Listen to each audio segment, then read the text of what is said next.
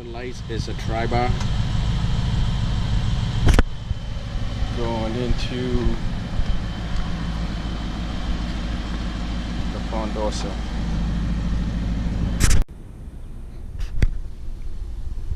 The performance pack wheels with the 6-piston Brembo. This car just got washed, so the wheels looks very nice, but it gathers a lot of brake dust and is very difficult and time consuming to clean. However, it does look very nice. This is the subwoofer for the equipment 401A package, including the speaker system. Trunk space is a little bit small. Fit my gym bag in here, and that's pretty much taken a quarter of the tank of the trunk. This is the fob key. Okay, somewhere.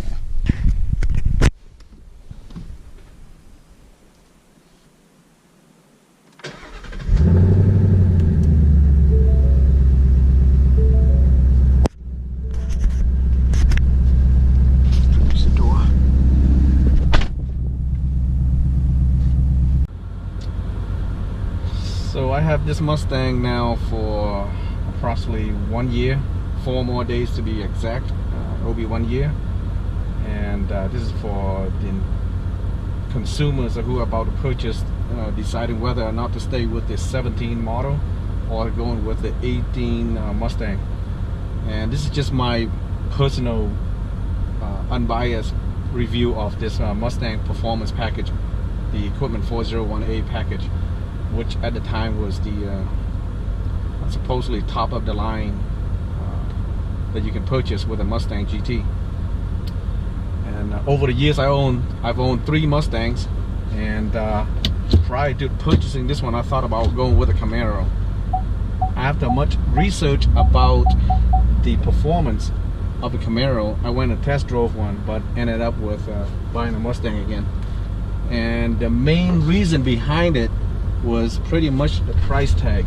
That was the main focus of it, and the comfort setting. The inside, I think the Mustang's a little bit nicer. So I'm a little bit older, so I don't care too much about performance as a primary factor. So a tenth of a second here or a second there doesn't really appeal to me. 435 horsepower, well, I don't think I can use anywhere close to that. There are a couple of things that I noticed about a Mustang that consumers should know. Overall, it's a pretty good vehicle. I bought it for a little bit under 40,000. The MSRP was close to 43.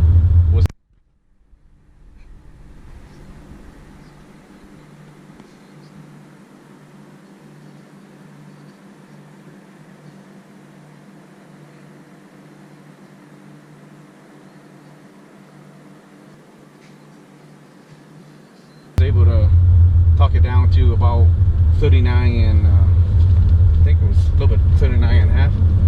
I've heard of some people getting better deals in 37 range or 38 range. The same model of a Camaro I looked at to have all these amenities inside was the 2SS, and those were running in the high 40s. And in Southern California, if you add the 10% or nearly 10% sales tax, that Camaro could run you in the 50 plus when it's all said and done. So I didn't think it was worth it to spend extra money for a little bit of performance per se. I did test drive both vehicles, and I didn't see that much of a difference.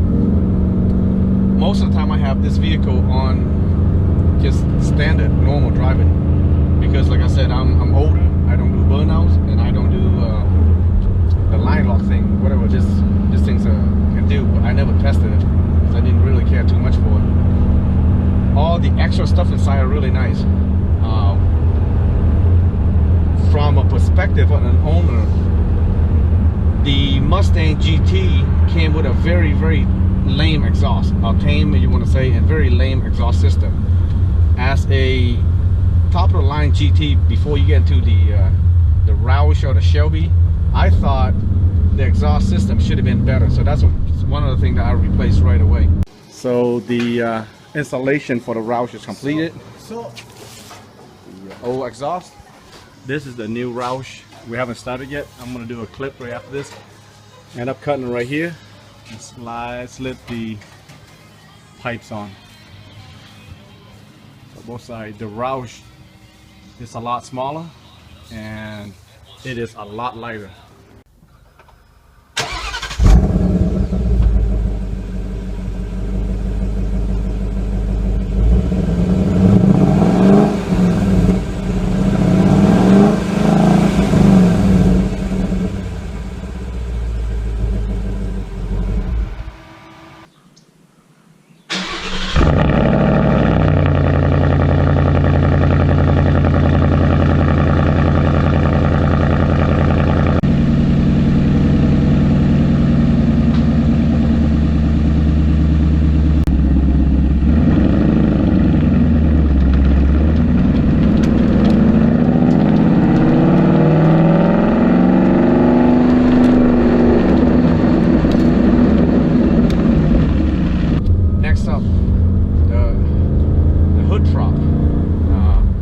Although some probably don't care too much for it, but I do clean my engine bay every so often to keep it clean.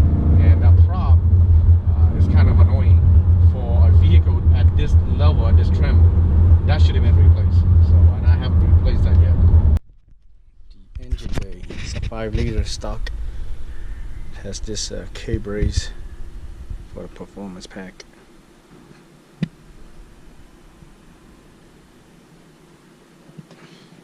Still had this annoying hood prop.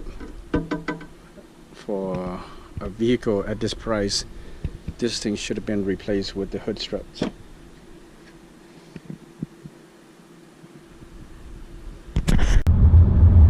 I had to replace the rear wheel bearings. On the left side was going bad, so Ford dealership kind of took care of it, and they replaced both of the wheel bearings. It barely had a little bit over 6,600 miles when one of the bearings went bad.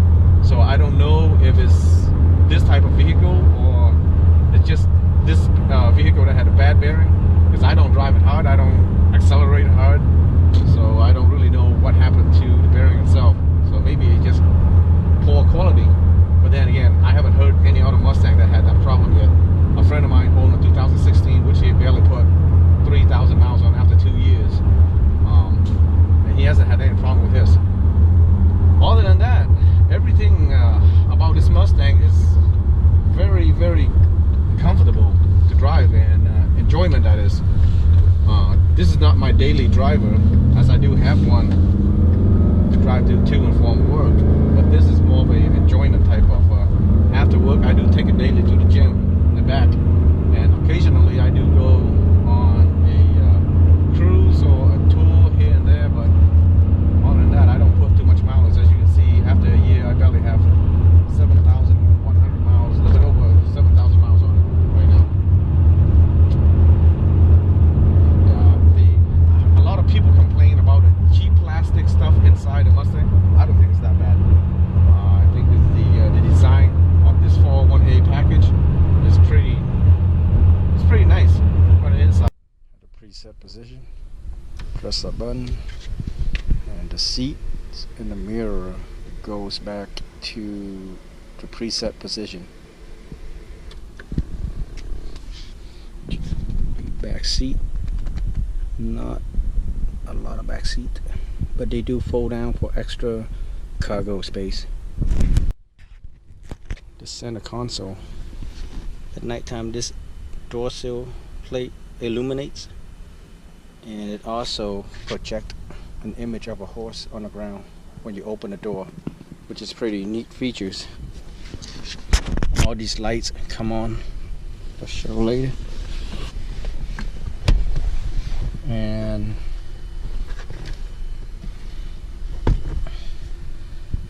the inside looks pretty decent.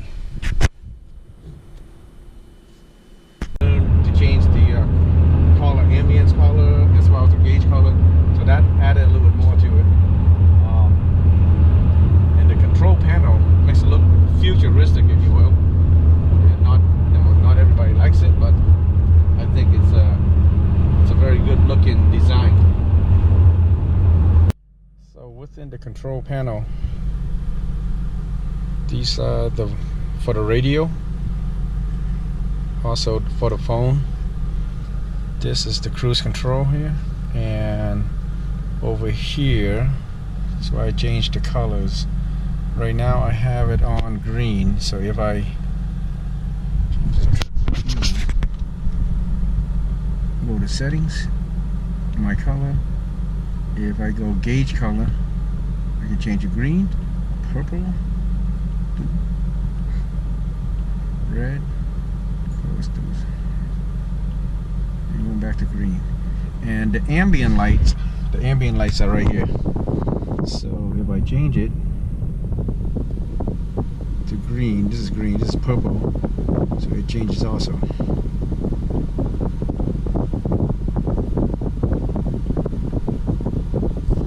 So that changes, this also changes.